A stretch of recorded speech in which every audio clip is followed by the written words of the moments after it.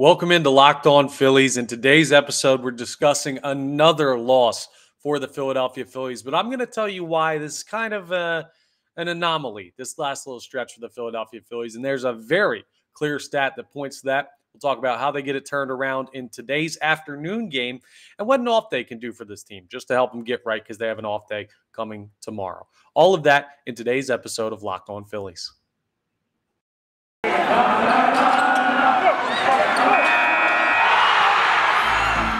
You are Locked On Phillies, your daily Philadelphia Phillies podcast. Part of the Locked On Podcast Network, your team every day.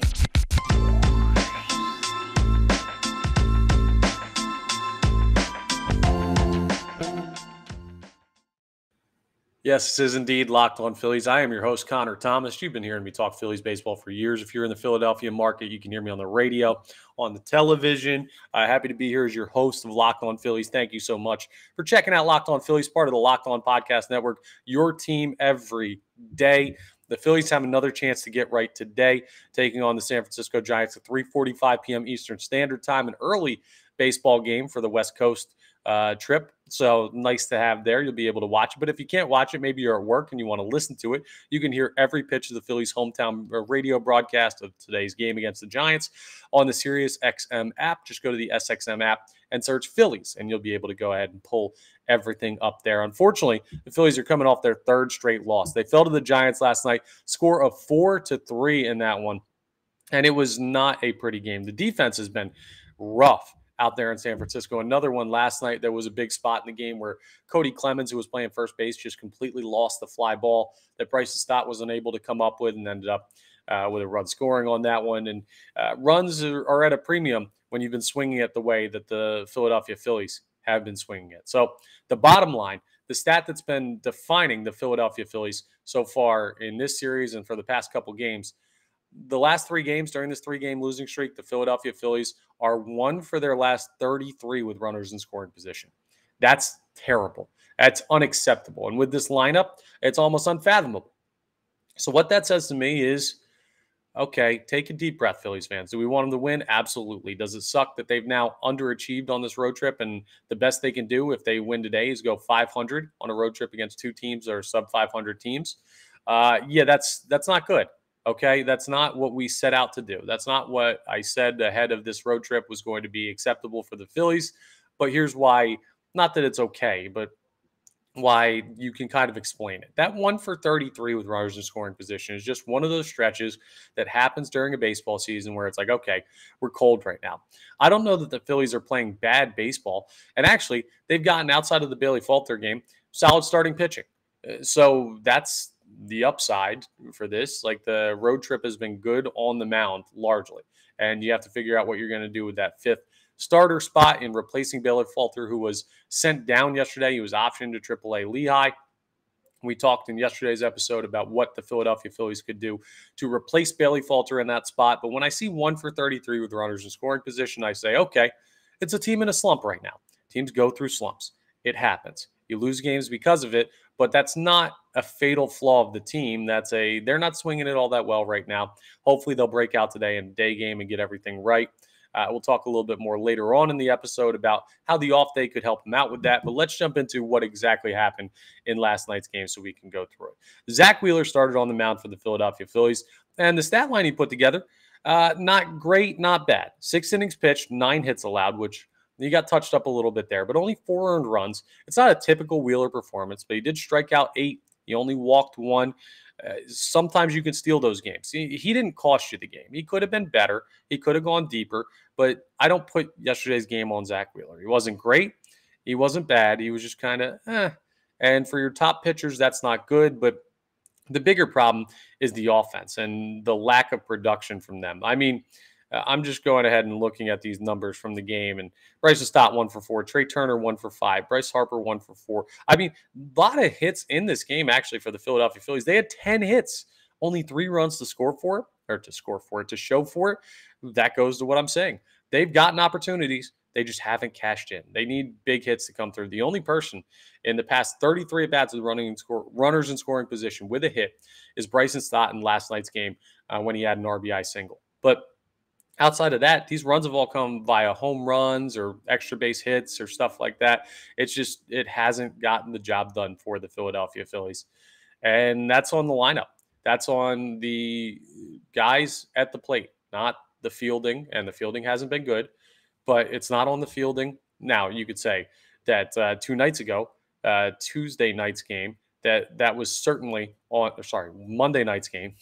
My fault, I'm losing my days, was certainly on the fielding to some extent because they had a couple big errors in that second inning where San Francisco hung 6 on the Phillies, enough to win the game right there. Last night's game, I mean, maybe it's on the fielding as well, but I look more at the coming through and runners in scoring position. You can't score 3 runs on 10 hits. That's not acceptable. Bottom of the third is when the Giants broke through. They got the first 2 runs of the game. Estrada had an RBI single. And then Michael Conforto had an RBI single. Conforto just kills the Phillies, man. That guy drives me insane. Makes it 2-0 in the bottom of the third. What do I say about the Phillies, though? The mark of a really good team. That's what I'm going to keep pointing to. Good teams answer when they give up runs. Top of the fourth, Bryson Stott had that RBI single, scoring Brandon Marsh. The only hit in the past 33 at-bats with runners in scoring position for the Phillies, making it 1-2. And then Cody Clemens scored on a balk by the pitcher, Alex Cobb. So you're looking at a situation where you get 2 runs in that inning, and you go ahead and you even up the score. And then in the bottom of the fourth, you give it right back. Joey Bart scores on a double. And then Lamont Wade hit that one to the right field line, shallow, that Cody Clemens didn't see. Then went ahead and scored Joey Bart. It's 4-2. And just like that, you're looking at a situation where I'm sorry, Joey Bart's was the one that was the double that Bryson Stott couldn't come up with. Lamont Wade just had a straight-up single to left field that Kyle Schwarber couldn't quite get to. It dropped right in front of him, scoring Joey Bart 4-2. And that would be all the runs that the Giants needed because the Phillies wouldn't score again to the top of the ninth when Kyle Schwarber hit a solo home run. Good to see Kyle Schwarber kind of coming out of it, but this lineup needs to be consistently better. They need to put together bigger at-bats in bigger spots. They've done that before. This lineup is comprised of guys that have been there before. So I'm not too worried about this on a season level. Right now, just in a rough stretch. You need to pull out of it today in Game 3 of the series with San Francisco. You cannot get swept by a team that came into this series well below 500. Unacceptable. The Giants are not good enough to sweep the Philadelphia Phillies, and yet, because of the lack of clutch hitting, they're in position to. So, yeah, big performance today for the Philadelphia Phillies. Big opportunity for them to right the ship a little bit before they come back. And we're going to dive into exactly what they need to do that in today's game. You're going to get to see Taijuan Walker again. We'll preview that entire game and jump into everything as we continue with Locked On Phillies. And I'll talk to you about who the big performers need to be in the closeout game of the series for the Phillies to not get swept. We'll get into all of that and more as we continue today's episode of Locked On Phillies. All right, let me tell you about one of our new sponsors. You may already be familiar with them because I've talked about them a bunch, but it's So Rare. So Rare is awesome. It's a revolutionary fantasy baseball game and marketplace, transforming fans into owners with officially licensed digital cards featuring players from across all 30 Major League Baseball teams. And unlike other fantasy baseball platforms, So Rare managers, they truly own their fantasy experience. They're collecting, buying, selling, and competing with player cards against global opponents to win epic rewards. You can do this. Win or lose, you still own your cards, and there's no cost to play. Plus, the more you win, the more you advance. And you get options for increasingly powerful cards, and you access next-level competitions with next-level rewards. What are some of those next-level rewards? Well, MLB game weeks happen twice weekly and span a 3 to 4 day cycle. So you have 2 chances a week to go ahead and take home some of these awards. And at the end of game weeks, So Rare MLB managers who rank at or near the top of their competitions, they're going to win a variety of rewards, which can include So Rare scarcity cards. Makes your team better, gets you a chance to win more rewards in the future. Game tickets to MLB games, merchandise, signed jerseys, VIP experiences like meeting MLB stars. All of these things are available. Prizes may vary depending on the competition, of course, so you got to get to the higher level competitions to get the big boy prizes, but go ahead and get started now so you can work your way up. It's such a fun game. You get to keep the cards and kind of build the team the way you want it. So head to sorare.com/lockedon. That's spelled SORARE, like so and rare put together, sorare.com, to draft your team of free player cards and set your lineup and start competing today to win epic rewards. Again, that's sorare.com/lockedon to start playing today. All right, the Phillies take on the San Francisco Giants in an afternoon baseball game. 3:45 p.m. Eastern Standard Time will be first pitch. You can hear every pitch of the Phillies hometown radio broadcast on the Sirius XM app as they take on the Giants. Just go to the SXM app and search Phillies, and you'll be able to hear Taijuan Walker take on Ross Stripling. And you've got an opportunity, if you're the Philadelphia Phillies, to, like I've been saying, right the ship. Now, Taijuan Walker has been okay so far this year. He's 3-2 with a 5.75 ERA, a 1.38 WHIP, and 40 2/3 innings pitched. Now, on the other hand, Stripling has an 0-2 record. He's got a 7.14 ERA.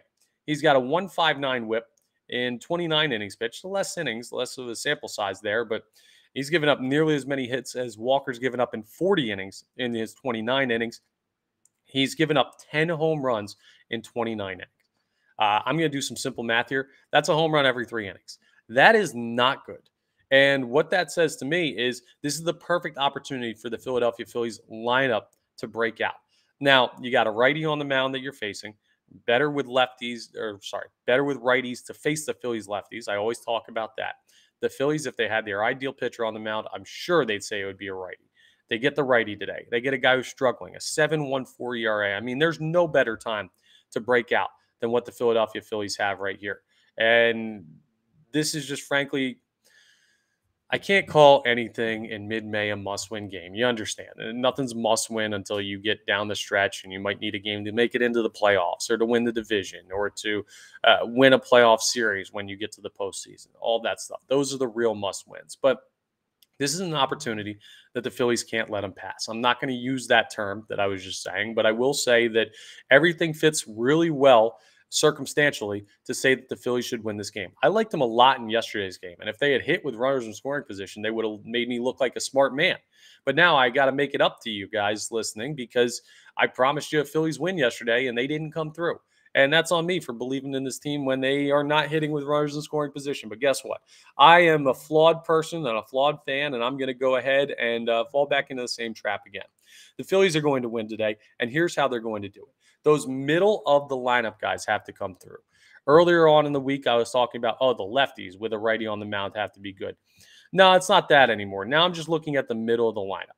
Trey Turner, Bryce Harper, Nick Castellanos. Those are the guys that are going to have to come through. And I mean, honestly, you can extend it from Turner to Real Muto. So bring Real Muto in there as well. Turner, Harper, Castellanos, Schwarber, Real Muto are the guys that have to come through. Bryce just thought that's leadoff.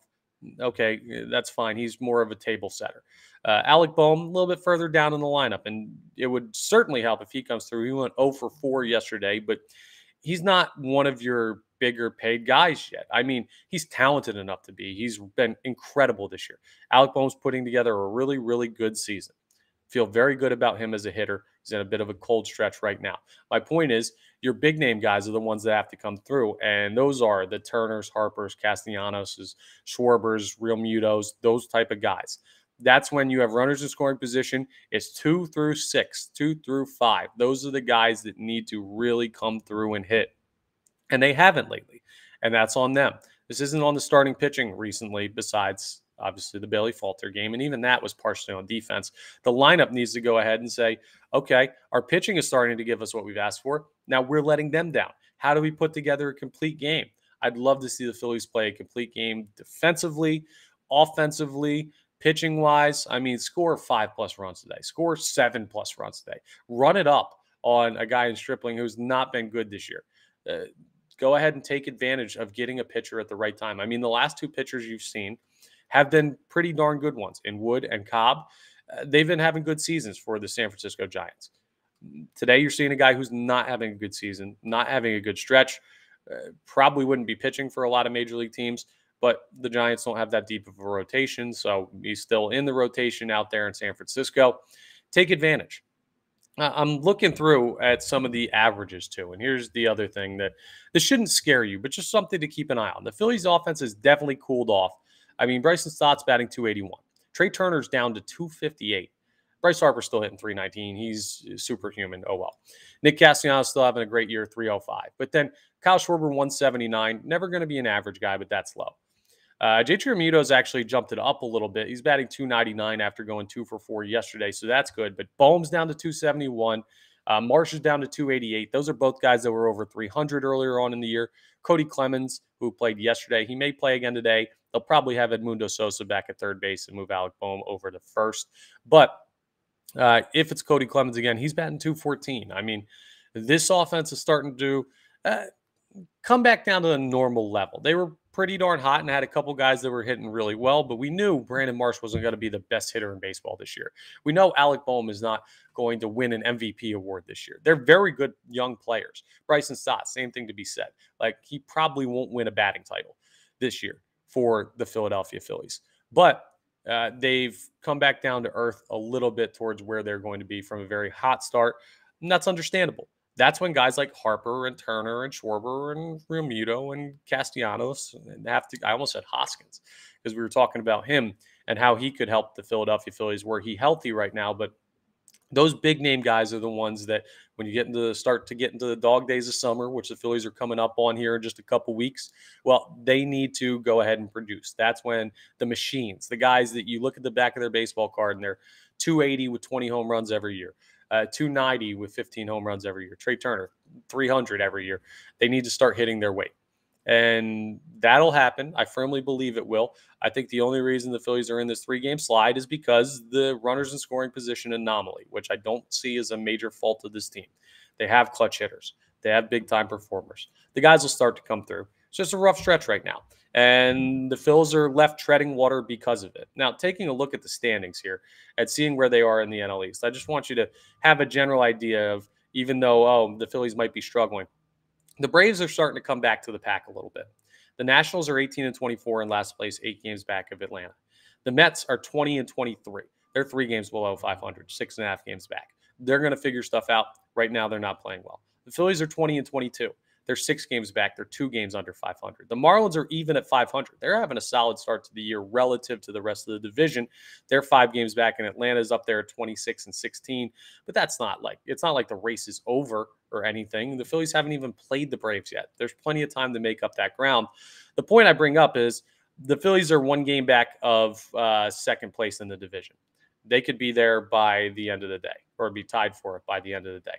And they have 2 NL East series coming up end of the month with the Braves and the Mets. I mean, the Phillies are not like trailing the pack. If it was like last year where Atlanta's good and the Mets are exceptional, and then there's other teams in the National League that are rolling around that are pretty darn good, like, you'd be in a little bit more trouble. But the Phillies right now, no, they're looking like they're in all right shape, even though they haven't played well. When this team hits their ceiling, probably will around June or July, just like they did last year, they're going to go on a run, and they're going to make a run at the top of the division. They're going to make a run at a wild card spot, and they're still going to be fine. So this 3-game skid is not panic time. The Phillies have not hit panic time yet this year. It's still way, way too early. They're only a quarter of the way through the season. Long way to go. Just something that they need to get right. This is more of, so I was an economics major. There's microeconomics, which is on the smaller scale, obviously, and macroeconomics, the bigger scale. Microeconomics would look at like day to day, how do consumers do stuff, and macroeconomics looks at like, how does the world economy work? What are these overarching theories? This episode of Locked On Phillies, this is a micro episode. This is how do they stop this 3-game skid? It's not why do the Phillies not hit on a macro level as a team. They're going to be just fine. They're going to be all right in the long term, but right now what they need to do to get out of it is lean on those big bats in the middle of the lineup, come out of a slump against a bad pitcher, and take advantage of an opportunity today against the San Francisco Giants. Again, today's game, 3:45 p.m. Eastern Standard Time. You can listen to every pitch of the Phillies' hometown radio broadcast of the game with the Giants on the SiriusXM app. Just go to the SXM app and search Giants, and you'll be able to pull everything up there and listen to the game that way if you're at work and getting that in. And hopefully that'll go well, even if it doesn't. And I do think they win today. The Phillies get a nice schedule break here coming up. I just want to talk a little bit as we wrap up about what an off day means for a Major League Baseball player, the grind that the Phillies have going on over the course of a Major League Baseball season, and how a win could be almost like a double win. We talked about this before, but we'll get into it again as I wrap up Locked On Phillies today. But first, I want to tell you about our newest sponsor at Locked On. Unbelievable. I can't tell you enough good things about them. Bird Dogs. If you haven't heard about Bird Dogs, I don't know where you've been. for the past couple years because they've been big for a while. Happy that they've jumped on as a sponsor for us here at Locked On. Let me tell you all this stuff about why I love bird dogs. And they sent us a couple samples here. So I had a couple pairs of shorts sent to me, the bird dog shorts. They're unbelievable. I'm not wearing them today. I'm not wearing them right now for this episode. And you might be like, wow, it's your first time talking about them. You're not wearing the product. Why are you not wearing bird dogs? Because I already wore them. I got them 2 days ago. I wore one pair of shorts. They sent me 2 pairs. I wore one pair the day I got them and the next pair yesterday. They're unbelievably comfortable. You can get them with these nice, comfortable linings in there, so you don't even have to wear the undergarments, the underwear with them. They're so breathable. They're athletic feel. They've got anything you need to feel comfortable when you're going around. It's nice and summery out there. That means it's bird dog season, and everything's great. There's so many great things about bird dogs. They got the right fitting pockets for when you need to hold on to stuff. Sometimes when you get like those short shorts, they don't have long enough pockets for you to fit all the stuff in there. No, not only does bird dogs have the deep enough pockets, but they've got like zipper pockets on their pants. The fabric's great. You look great in them. They have great style. It's not like you're not wearing your dad's shorts. No, they're very modern, very sleek. They look super cool when you're wearing them. Show off the legs a little bit. I work out, and my legs normally look all right, but they look even better in the bird dogs. They just fit perfectly. All the measurements are easy to go ahead and put in, and it's super versatile. You can wear them at the beach. You can wear them working out. You can wear them to the office, depending on what type of job you have. You can wear them out to the bar. You can wear them on any occasion. They're kind of like the chameleon of shorts because they just fit right in any environment. They blend right in. So they don't blend in. They look cool, but you can wear them for anything. So what I want you to do, go to birddogs.com/LockedOnMLB. And when you enter promo code LockedOnMLB, they'll throw in a free custom Bird Dogs Yeti style tumbler with every order. I have the tumbler. It's been all I've been drinking out of the past couple of days. Sent me that as well. It's absolutely awesome. So go ahead and check it out. Again, birddogs.com/LockedOnMLB and use the code LockedOnMLB, and they'll throw in that free custom Bird Dogs Yeti style tumbler with every order that you place like that. So what are you waiting for? It's summer. It's bird dog season. Go ahead and check them out. All right, wrapping up Locked On Phillies today, just off day tomorrow. When you're in this type of a skid and you're going 1 for 33 with runners in scoring position, part of what that says to me is you're in a slump. Another part is you're pressing. There's a chance that you start forcing things, so trying too hard, reaching for balls out of the zone, not having good at bats, pressing at the plate. Those are all things that naturally happen when teams or players go through slumps. And sometimes it's hard to get out of that when you're playing every day. So that's why it's great that the Phillies have an off day coming up tomorrow. They'll have the off day to travel back here. They got the Cubs this weekend. They're going to be home for a little bit, the Phillies are, so it's a nice chance to come back from the West Coast road trip that hasn't been all that kind to them. Now, they win today. They've gone 500 on the West Coast trip, and that's not terrible. You can be somewhat okay with that. I wanted to see 4-2 considering the competition level, but an off day, I mean, that's something that mentally is refreshing for guys. And I think the Phillies will play much better this weekend against the Cubs, especially being at home and with nice weather in the forecast here in Philadelphia as the weather continues to break and move towards the hot weather in summer and hitting season. That's all good. You can hit out of a slump. You can do it playing every day, but it's much tougher when it feels like every day you're just waking up and going back to the yard and trying the same thing over and over again, and it's not working. Off days are slump busters for a lot of players and sometimes for teams. And the fact that the Phillies had a nice week with a couple of off days and had 2 last week, it works out very well for them that this is the part of the schedule where they could use a break. So momentum-wise, a win today could feel like 2 wins, because that's all you're going to think about on that plane ride home from San Fran is just, okay, we took the final game. We went 500 on the road trip. We hit with some runners in scoring position. We come back with some confidence, get the rest day, settle in at home, do some chores, maybe some laundry, and then get ready to have a good series at home this weekend against the Chicago Cubs. So a lot on the line today in a game that might seem very inconsequential in the grand scheme of things. The trends of the week say this is a very good win for the Philadelphia Phillies to have today. Can they go out and get it? Well, it's going to depend on Taijuan Walker continuing the good starting pitching we've seen recently, and obviously outside Bailey Falter, and the offense coming through in clutch spots. Can they do it? Well, we'll find out, and we'll talk about it on tomorrow's episode of Locked On Phillies, but that's all for today's show. Thank you very much for tuning in. Locked On Phillies, of course, part of the Locked On Podcast Network, your team every day. Make sure you're rating and reviewing wherever you get your podcasts. Leave comments. Check out the YouTube. Subscribe on the YouTube if you haven't yet. It'll get you the latest notifications from Locked On Phillies. It costs you nothing. It takes no time, really. You just click a button. It takes like 2 seconds. And you're subscribed. Helps me out, helps you out, makes the process better for everybody. So do that if you haven't yet. And I'll talk to you next time on the next episode of Locked On Phillies.